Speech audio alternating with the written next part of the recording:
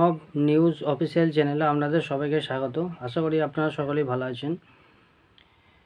আজ একটা আপডেট দেওয়ার জন্য এই ভিডিওতে এলাম। তো তার আগে বলি, যারা চ্যানেলটি প্রথম দেখছেন আপনারা প্রত্যেকে লাইক, শেয়ার, কমেন্ট ও সাবস্ক্রাইব করবেন। আর যারা চ্যানেলটি দীর্ঘদিন দেখছেন কিন্তু লাইক শেয়ার করেননি, আপনারাও প্রত্যেকে লাইক, শেয়ার, কমেন্ট ও সাবস্ক্রাইব করে চ্যানেলটির পাশে থাকবেন। যে আপডেটটি দেওয়ার জন্য এলাম সেটা হচ্ছে আপার প্রাইমারি সংক্রান্ত। আপনারা প্রত্যেকেই জানেন যে আপার প্রাইমারিতে ফার্স্ট কাউন্সেলিং চলছে। অনেকে বলছেন হয়তো ফার্স্ট কাউন্সেলিং শেষ হলেই সেকেন্ড কাউন্সেলিং শুরু হবে। ফার্স্ট কাউন্সেলিং শেষ হওয়ার পর কতগুলো ভ্যাকেন্সি থাকছে সেই অনুযায়ী সেকেন্ড কাউন্সেলিং যারা ওয়েটিং আছেন তাদেরকে ডাকা হবে। ফার্স্ট কাউন্সেলিংয়ে যেটা দেখা যাচ্ছে, বহু ক্যান্ডিডেট অ্যাবসেন্ট থাকছেন অর্থাৎ অনুপস্থিত থাকছেন, ওনারা কাউন্সেলিংয়ে যাচ্ছেন না। ওনারা হয়তো বেটার কোনো জব পেয়েছেন তাই ওনারা যাচ্ছেন না, বা যেহেতু এই চাকরিতে এখনও সুপ্রিম কোর্টে মামলা চলছে, পেন্ডিং আছে, এসএলপি আছে, সেই ভয়েও হয়তো অনেকে চাকরিতে যোগদান করছেন না। তো কী কারণে চাকরিতে যোগদান করছেন না, অ্যাবসেন্ট থাকছেন, সেটা যারা যাচ্ছেন না তারাই বলতে পারবেন। যাই হোক, মোটামুটি অ্যাবসেন্টের সংখ্যাটা ভালোই, ওয়েটিংদের একটা ভালো সম্ভাবনা থাকছে। তবে একটা কথা বলা, যে সেকেন্ড কাউন্সেলিং নভেম্বরে এটা শেষ হতে হতে, ফার্স্ট কাউন্সেলিং শেষ হতে হতে প্রায় নভেম্বরে শেষ হয়ে যাবে, 26-27 তারিখ। তারপরে সেকেন্ড কাউন্সেলিং, সম্ভবত সেকেন্ড কাউন্সেলিংটা ডিসেম্বরে চলে যাবে, বা তার ডিসেম্বরে নাও হতে পারে, হয়তো জানুয়ারিও চলে যেতে পারে।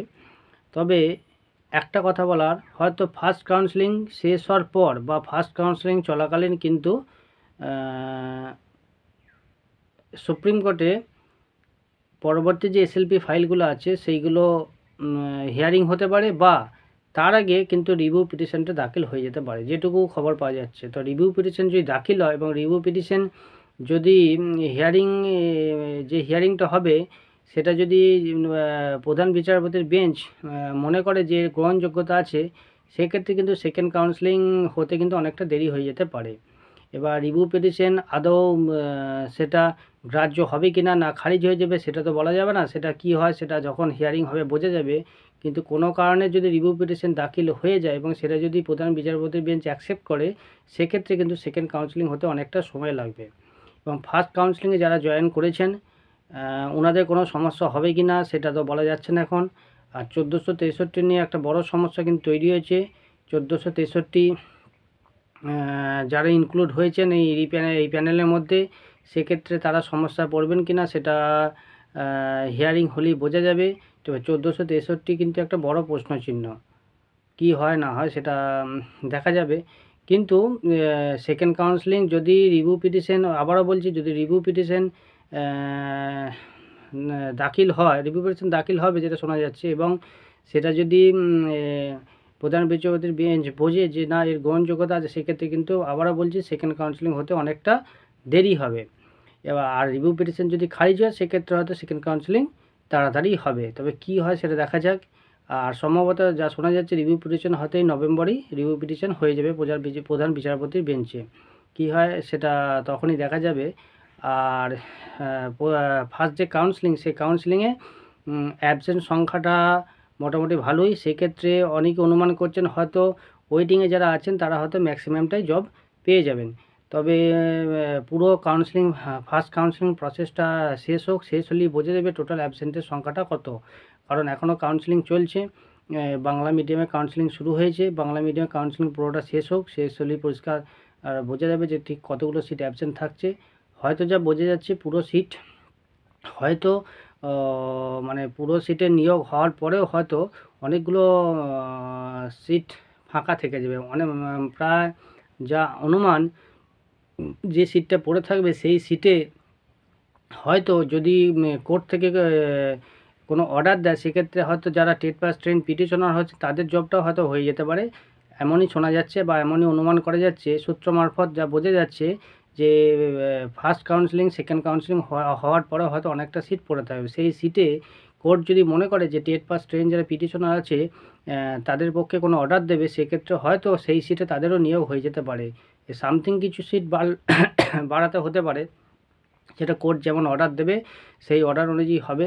তবে রিভিউ পিটিশন হোক বা এসএলপি যে পেন্ডিং এসএলপিগুলো আছে ওইগুলো হিয়ারিং হোক, হিয়ারিং হলেই বোঝা যাবে যে এই চাকরির ভবিষ্যৎ ঠিক কতটা।